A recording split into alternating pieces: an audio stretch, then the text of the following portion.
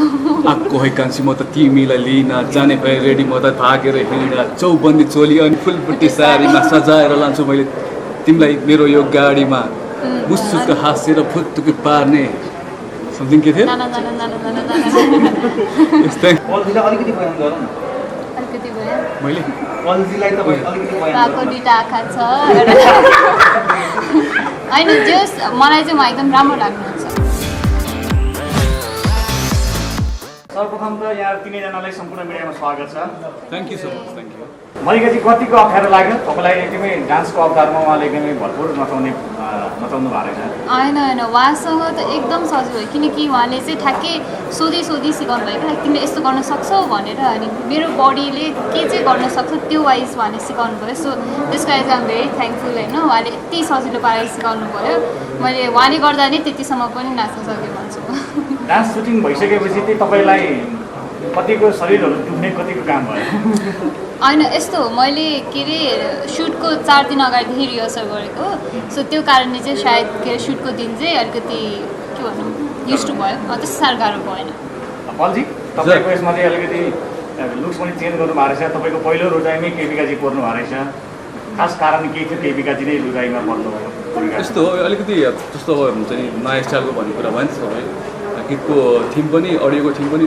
त्यस्तो छ नि त डान्सिङ नम्बर छ अलिकति हुन्छ नि त्यही लेभलको गरौँ भन्ने कुरा सल्लाह भएको थियो अनि अलिकति रेगुलर भन्दा अलिकति चेन्ज गरौँ न भन्ने कुरा भएर मात्रै अनि केपिकाजी अप्सनमा चाहिँ उहाँ आउनुभयो केपिकाजीसँगै काम गरौँ न भन्ने कुरा भयो क्या त्यही भएर कि नयाँ आउँछ कि भनेर जस्तो नयाँ आशा नै जस्तो मलिकालाई पनि नजाउनु पर्ने थियो होइन मलाई ऱ्याप गर्नु पर्ने थियो ऱ्यापको डान्स पनि हामीले गऱ्यौँ होइन त्यही त केपिकाजी नै पर्फेक्ट हुन्छ होला भनेर चाहिँ हामीले चुज गरेको तपाईँको अपेक्षा कति थियो अपेक्षा अनुसारको काम भएको भएन राम्रो भयो मलाई त्यो फोटोग्राफीको अलिकति डिफ्रेन्ट केही आउँछ कि मुभ्सहरू भन्ने कुरा थियो सो उहाँहरूले त्यो ल्याइदिनु भएको छ सोचे भन्दा पनि राम्रो भएको छ केपिकाजी जस्तै कि पल्जीको तपाईँ रोजाइमा पर्नु भएको थियो त्यो हिसाबले गर्दा तपाईँले कतिको च्यालेन्जिङको रूपमा लिनु भएको थियो अथवा एक्साइटेडको रूपमा लिनुभयो ओके सो फर्स्ट टाइम मैले यसरी कोरियोग्राफी गरेँ हो होइन म्युजिक भिडियोको लागि सो त्यो नै मेरो लागि एकदमै च्यालेन्जिङ थियो अनि प्लस उहाँहरू जस्तो आर्टिस्टलाई अब पल्जीसँग पनि गर्नु भन्दाखेरि चाहिँ अब हुन्छ नि एउटा च्यालेन्जिङ पनि थियो प्लस एक्साइटमेन्ट पनि थियो क्या लाइक कस्तो हुन्छ एन्ड पल्जी त पहिल्यैदेखि डान्स गरिरहेको देखि नै रहेको थियो तर जुन अब हुन्छ नि उहाँ पनि ओके ल त्यो ऱ्यापहरू पनि गर्नुभएको छ हजुरहरूले देख्न सक्नुहुन्छ जुन चाहिँ स्व्याग पनि आयो उहाँमा होइन त्यो देखेर पनि लाइक आइम ओके ल सबै टाइपको पनि गर्नु सक्नुहुने रहेछ है भने जस्तो पनि फिल भएको थियो सो रमाइलो भयो च्यालेन्जिङ पनि थियो भनौँ बाइक कुदाउन कतिको सजिलो भयो मल्लिकाजी देख्नु भएन यस्तो दामी बाइक बाइक पनि ट्रेनिङ लिनुभयो अलिकति राम्रो सिक्नुभयो यसमा डबल बडी प्रयोग गर्नुभयो कि आफैले गर्नुभयो खै आफै पल्जी आफै गर्नुभयो मेरो पनि आफ्नै भएको आफ्नै हो साँच्ची के हो त्यो स्पिडहरू चाहिँ उहाँकोमा कोही थियो होला तर त्यो इन आउट चाहिँ उहाँले गरेँ मेरो एउटा क्वेसन पल दादालाई ऱ्यापर क्यारेक्टर चाहिँ कस्तो लाग्यो हजुर ऱ्यापर क्यारेक्टर मन पऱ्यो मलाई भन्दा पनि तपाईँलाई कस्तो लाग्यो कस्तो गरेँ मैले होइन म चाहिँ इन्जोय गरेँ एकदमै हुन्छ नि त्यो फर्स्ट टाइम हो नि त मेरो अनि मजा आयो मलाई चाहिँ मल्लिकाजी त मैले सुनेअनुसार मल्लिकाजीलाई डान्स गर्न अप्ठ्यारो लाग्थ्यो होइन अगाडिको भिडियोमा तर यति धेरै डान्सिङ मुभहरू छ पुरै गीतै डान्सिङ छ भनेपछि चाहिँ गरौँ कि नगरौँ भन्ने सोच आएको थियो कि तपाईँलाई होइन झन् अब सिन्स मलाई त्यस्तो राम्रो आउँदैन नि त अन्त यही भिडियोबाटै मैले सिक्न पाउँछु भनेर एक्साइटेड भएको थिएँ अनि उहाँको चाहिँ मैले पहिला नि सोहरू हेर्दाखेरि अति राम्रो लाग्थ्यो कि मलाई उहाँको डान्स अनि उहाँसँग सिक्नु पाउँदाखेरि चाहिँ एकदम खुसी भएको थियो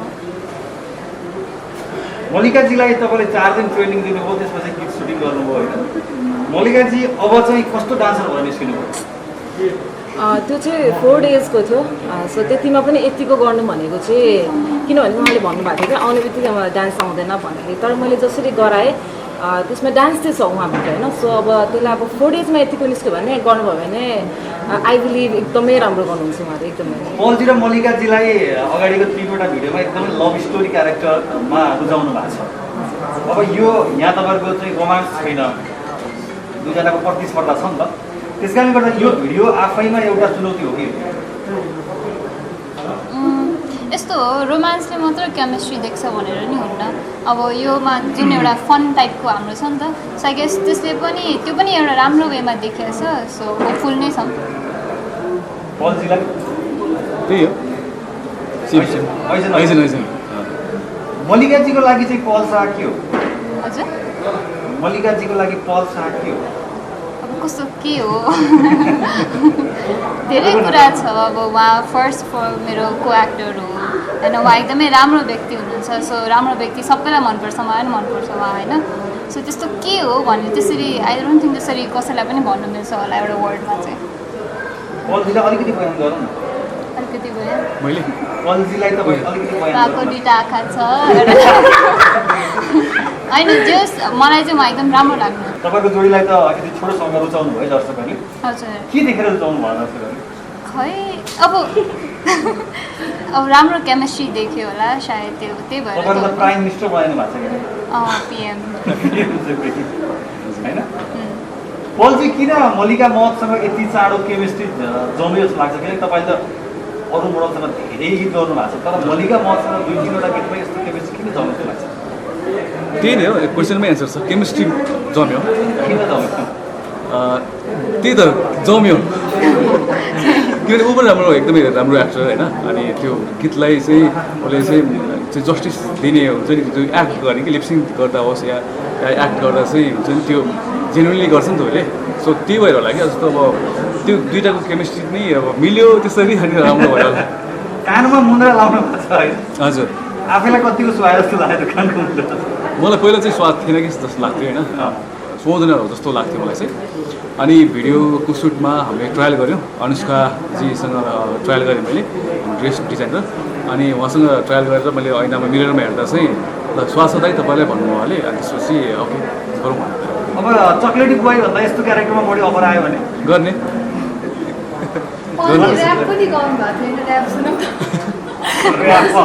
सल्जीको आवाज ठ्याक्कै मिलेकै थियो, सेम लाग्यो क्या मलाई त। हजुर।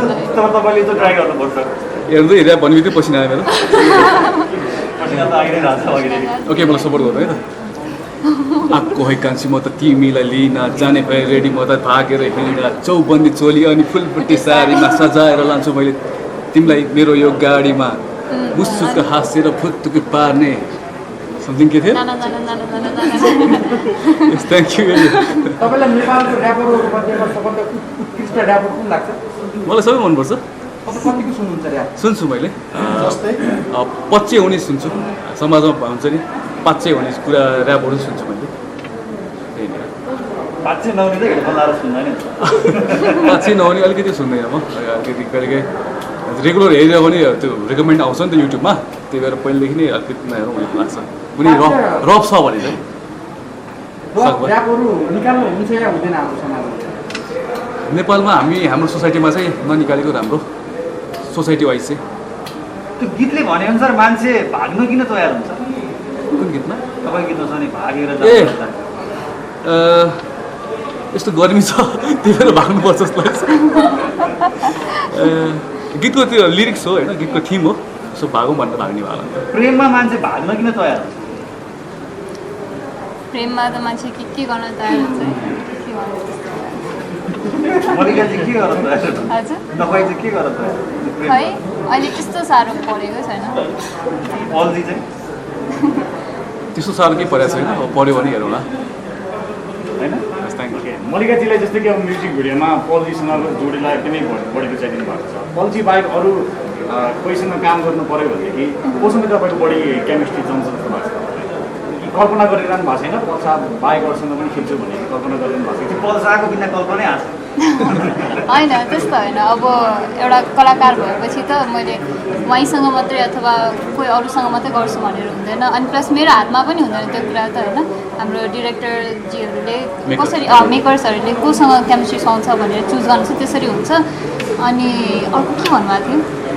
अरू उहाँ बाहेक अरू चाहिँ कोहीसँग गर्ने चाहिँ इमेजिनेसन गर्नु भएको छैन?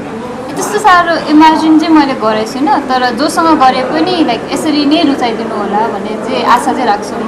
तपाईँ दुईजनाको जोडी हिट हुनुको कारण चाहिँ अब अलिकति रिमेक भर्सन र पुरानो गीत चाहिँ हिट भएको गीत चाहिँ रिपिट भयो भन्ने टाइपको छ। यसलाई चाहिँ कसरी तपाईँहरू आफ्नो क्लियरिफिकेसन? यस्तो रिमेक भर्सनमा हामी मात्रै काम गरेका छैनौँ, केन्द्र मोसन र पल मल्लिकाले मात्रै काम गरेका छैन रिमेक भर्सनहरूमा होइन। धेरै धेरै गीत बनाएको छ, मेलको फिमेल, फिमेलको मेलमा। सो सबै 100मा 100 नै हिट भएको छ भन्ने पनि छैन नि त।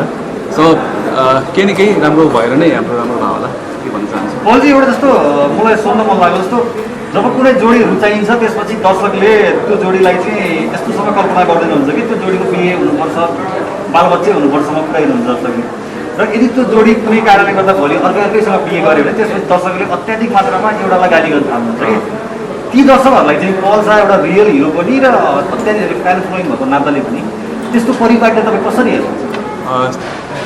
सबभन्दा पहिला त थ्याङ्क यू यसको लागि होइन केमिस्ट्री मन पराइदिनुहुन्छ अनि त्यो रियल सम्झिनुहुन्छ उहाँहरूले सो त्यो भनेको त अचिभमेन्ट हो हाम्रो चाहिँ बोथ एक्टर्सको र त्यसपछि अब इफ इन केस हुन्छ नि अब छुट्नु पर्दा चाहिँ जस्तो बिहे भयो सेकेन्ड पर्सनसँग भन्ने चाहिँ प्लिज यो चाहिँ जस्ट हामी रिलमा मात्रै राम्रो केमिस्ट्री थियो हाम्रो सो हुन्छ नि सपोर्ट चाहिँ गरिदिनु होला आफ्टर बिहे पनि न्यू लाइफ हुन्छ नि फेरि नयाँ काम गर्न सक्छौँ हामी सो यसको लागि चाहिँ गाली नगरिदिनु भन्न चाहन्छु। मल्लिका चाहिँ के भन्नुहुन्छ यो बारेमा?